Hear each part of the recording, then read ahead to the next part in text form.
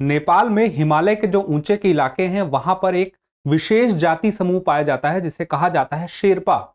यह शेरपा जाति समूह अपने आप में बहुत ही खास होता है क्योंकि यह हिमालय की ऊंचाइयों पर आसानी से चढ़ जाता है। आपको पता होगा कि दुनिया में सबसे पहले माउंट एवरेस्ट पर पहुंचने वाले व्यक्तियों में एक शेरपा भी था। एडमंड हिलेरी के साथ में जो व्यक्ति था शेरपा तेंजिंग नोरगे, वह भी साथ में माउंट एवरेस्ट पर गया था, जो कि एक गाइड के रूप में गया था, एक पथ प्रदर्शक के रूप में गया था, जो रास्ता दिखा रहा था, साथ दे रहा था, ज्यादा से ज्यादा वजन उठाने में सक्षम था। तो वह रास्ता दिखाने में जो सक्षम था, वह जो आगे बढ़कर रास्ते में बढ़ रहा था, साथ में मेंटर की तरह लेके जा रहा था अपने साथ में एडमंड हिलेरी को। और इसी प्रकार जो अन्य शेरपा हैं, वह पूरा जाति समूह इसी प्रकार से ऊंचाइयों पर जाने के लिए फेमस है।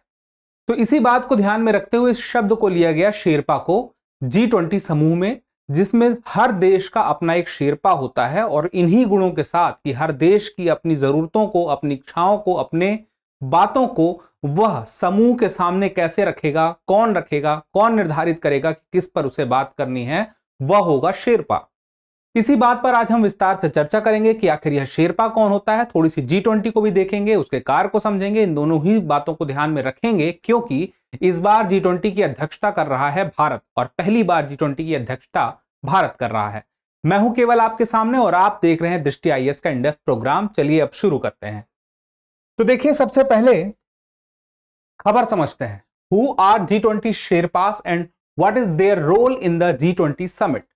अब इस बात को समझ लेते हैं कि हमें उनके रोल को भी समझना होगा। तो सबसे पहले हम देखेंगे कि आखिर यह चर्चा में खबर अभी क्यों है, शेरपा के बारे में अभी चर्चा में बात क्यों आई। उसके बाद हम जानेंगे कि G20 आखिर क्या है। हमें ये तो पता है G20 में बहुत सारे देशों का समूह है, लेकिन है क्या, इसको समझते हुए इसके सदस्य देशों को जानेंगे कौन कौन से हैं। उसके बाद भारत की अध्यक्षता के बारे में थोड़ा सा समझेंगे और एक शब्द है ट्रोइका। इसके बारे में हमने पहले कई बार चर्चा की है, लेकिन अगर अभी तक आप इसके बारे में नहीं जानते हैं तो यह जानना आपके लिए बहुत ही जरूरी है। उसके बाद हम शेरपा को अच्छे से समझेंगे कि आखिर यह शेरपा क्या है, किस प्रकार से यह बनता है, किस प्रकार से यह कार्य करता है, इसका महत्व क्या है। उसके बाद में एक अभ्यास प्रश्न जो आपके इस टॉपिक पर पकड़ को करेगा और मजबूत। तो देखिए, यहां पे आपके सामने G20 का जो वर्तमान में 2023 के लिए लोगो है वह ये है। तो ये है G, ये है 20 और आप देखिए इसमें नीचे हरा कलर, ऊपर ऑरेंज कलर है। उसके बाद पृथ्वी बनी हुई है, पृथ्वी के साथ में यहां पर है कमल यानी कि लोटस है। उसके बाद देवनागरी लिपि में भारत लिखा हुआ है 2023, फिर इंडिया लिखा हुआ है और यह G20 का वर्तमान लोगो है। अब थीम की बात कर लें तो यह है वसुधैव कुटुंबकम देवनागरी में और उसके साथ ही one earth, one family, one future, ये इसका थीम है, ये आपको पता होना चाहिए।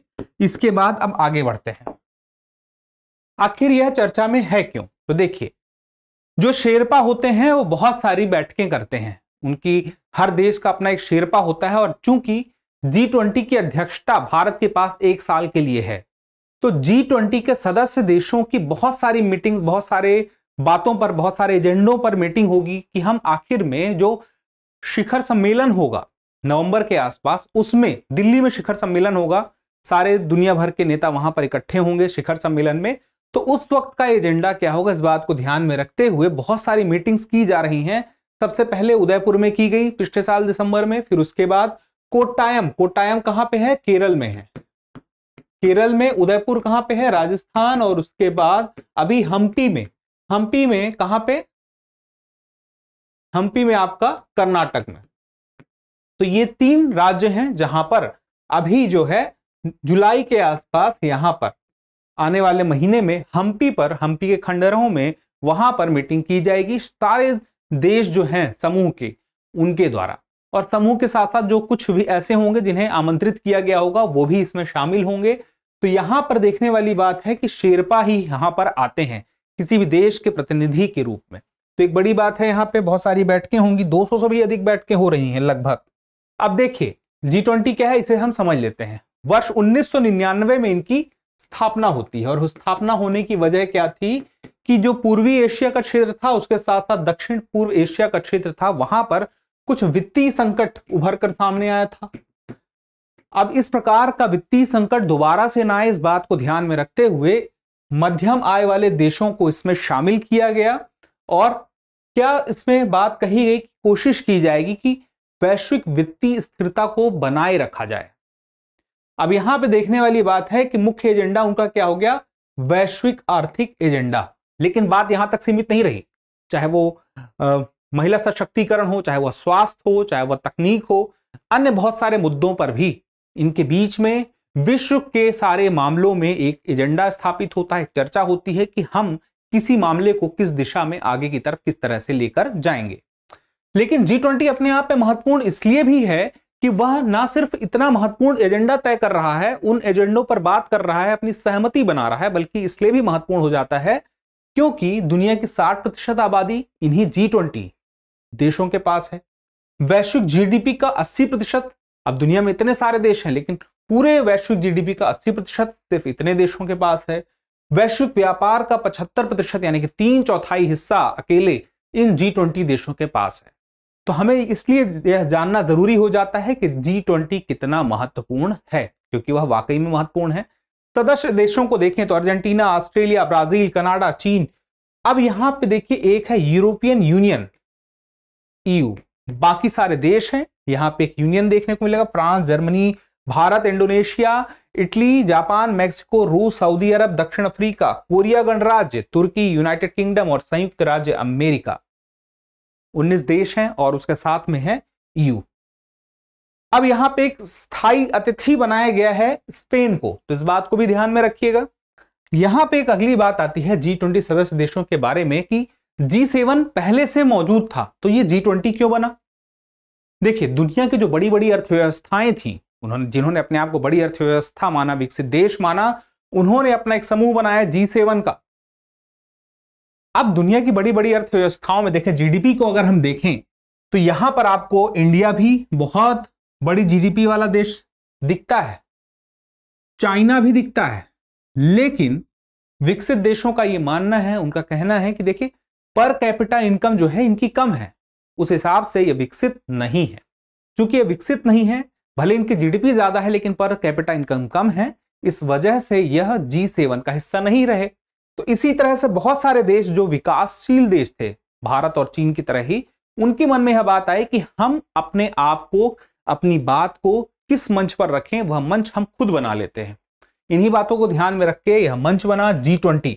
तो G20 में ये सारे देश तो हैं ही, G7 है उसमें, G20 में जो 20 देश 19 देश हैं उसमें ये 7 तो हैं ही। अब देखिए यहां पे एक देश अलग से रशिया का नक्शा बना हुआ है। G7 में 7 देश कौन से हैं? Canada, France, Germany, Italy, Japan, UK और यूनाइटेड स्टेट्स। अब यहां पे आप देखेंगे तो रशिया अलग से है। बीच में कुछ समय के लिए रशिया को शामिल किया गया था, लेकिन कुछ साल पहले, 8-9 साल पहले रशिया को अलग कर दिया गया वापस से। तो पहले G7 था, फिर G8 बना, फिर G7 बना। अब ये दोनों के दोनों, चाहे हम G7 मान लें, चाहे पहले वाला G8 मान लें, ये सारे सदस्य यहां पर G20 में मौजूद हैं। तो यह बात हमें पता हो गई कि जितने विकसित देश हैं वो भी इसी G20 के सदस्य हैं, इन विकासशील देशों के साथ में। उभरती हुई अर्थव्यवस्थाएं, भारत की अध्यक्षता एवं ट्रोइका को समझ लेते हैं। देखिए 2023 में समिट की अध्यक्षता भारत के पास है। 1 साल के लिए भारत G20 का अध्यक्ष है। एक होता है ट्रोइका शब्द, ट्रोइका को जरा ध्यान से समझिएगा। पहले कोई अध्यक्ष रहा होगा G20 का, वर्तमान में कोई अध्यक्ष है G20 का, और आने वाले साल के लिए 2022 में कोई था, 2023 में भारत है, 2024 में कोई होगा। इन तीनों देशों को मिलाकर ट्रोइका बनती है। और यह बनती क्यों है? कोई भी कार्यक्रम चल रहा है, कोई एजेंडा है, कोई लक्ष्य है, उनको साधने के लिए कहीं पे ऐसा ना हो कि कोऑर्डिनेशन खराब हो जाए। आने वाले अध्यक्ष को पिछले वाले अध्यक्ष की सारी बातों का, सारे कार्यक्रम का, सारे व्यवस्थाओं का सही तरीके से अंदाजा हो सके, सही तरीके से उसे गाइडेंस मिल सके, इस वजह से यह ट्रोइका बनाया जाता है। और आप देखिए 2022 में अध्यक्षता इंडोनेशिया के पास थी, और उसके बाद इंडोनेशिया से पिछले साल ही 1 दिसंबर 2022 को अध्यक्षता इंडोनेशिया से इंडिया के पास आ गई। अब 30 नवंबर तक रहेगी, याद रखिएगा, 1 दिसंबर से 2022 से कब तक रहेगी? 30 नवंबर 2023 तक। अब फिर ब्राजील जो है 1 दिसंबर 2023 से 1 साल के लिए अध्यक्ष रहेगा। तो इन तीनों को मिला के क्या बन गया? ट्रोइका। अब आगे कोई 2025 से मान लीजिए साउथ अफ्रीका अगर अध्यक्ष बनता है अगर, तो फिर ये इंडोनेशिया पीछे हट जाएगा। अब ट्रोइका में कौन आया? इंडिया, ब्राजील और जो भी अगला देश होगा जो उसमें अध्यक्ष होगा वो ट्रोइका का हिस्सा बन जाएंगे अगले साल। ट्रोइका भी हर साल एक तरह से देखा तो एक देश कम होता जाएगा, हर बार चेंज होता जाएगा। अब देखिए भारत ने अपना एजेंडा कुछ इस बार तय कर दिया था। भारत का जो विदेश मंत्रालय है उसने अपना एजेंडा अध्यक्ष बनने के बाद जो तय किया कुछ इस तरह से किया कि वह महिला सशक्तिकरण, digital public infrastructure, circular economy, global food security, fight against economic crime, health agreement, culture, tourism, climate financing, इन सारे मुद्दों पर विशेष बातचीत करना चाहेगा। अब आगे की बात करें शेरपा के बारे में, जहां से हमने शुरुआत की थी। वर्तमान में शेरपा कौन है? तो ये आपके सामने जो फोटो में दिख रहे हैं ये वर्तमान में शेरपा हैं भारत की तरफ से, यानी कि भारत के जो उच्च नेता हैं, जो भारत के प्रमुख प्रतिनिधि हैं, उनके द्वारा इनका चुनाव किया गया है G20 में भारत का प्रतिनिधित्व करने के लिए। शेरपा की सारी बैठकों में ये रहेंगे शेरपा, और इनका नाम क्या है? अमिताभ कांत। अमिताभ कांत पहले CEO थे, किसके थे? नीति आयोग के। आपको पता होना चाहिए जो वर्तमान शेरपा है नीति आयोग के CEO भी रह चुके हैं। अब आपको मैंने बताया था यह शब्द कहां से लिया गया है, तो वही नेपाली शेरपा जाति समूह से लिया गया है, यह बात आपको पता होनी चाहिए। अब आप देखिए जो बैठकें होती है G20 की, दो बैठक होती है, एक वित्त ट्रैक की बैठक होती है और एक शेरपा ट्रैक की बैठक होती है। तो वित्त ट्रैक की बैठक में कौन कौन होता है? वित्त मंत्री होगा देश का, और जो सेंट्रल बैंक है, सेंट्रल बैंक का गवर्नर। सारे देशों के वित्त मंत्री और सेंट्रल बैंक के जो गवर्नर होते हैं वो मिलके वित्त ट्रैक की बैठकों को आयोजित करते हैं, और उनके साथ में ही G20 का एजेंडा तय करने के लिए शेरपा ट्रैक चलता है। तो शेरपा ट्रैक का अपना अलग एजेंडा होता है, जो इनके विषय होते हैं उसके अलावा शेष विषय पर यहां पर भी बातें होती हैं शेरपा ट्रैक में, और उसके बाद ये मिलके कार्य करते हैं। तो शेरपा ट्रैक के बारे में बात करें तो यहां पर जो उच्च पदस्थ अधिकारी, कोई सरकारी अधिकारी होगा, कोई बड़ा मंत्री भी हो सकता है, या तो फिर कोई बड़ा डिप्लोमेट हो सकता है, बड़ा अधिकारी हो सकता है, सिविल सर्वेंट हो सकता है, उसे चुना जाता है।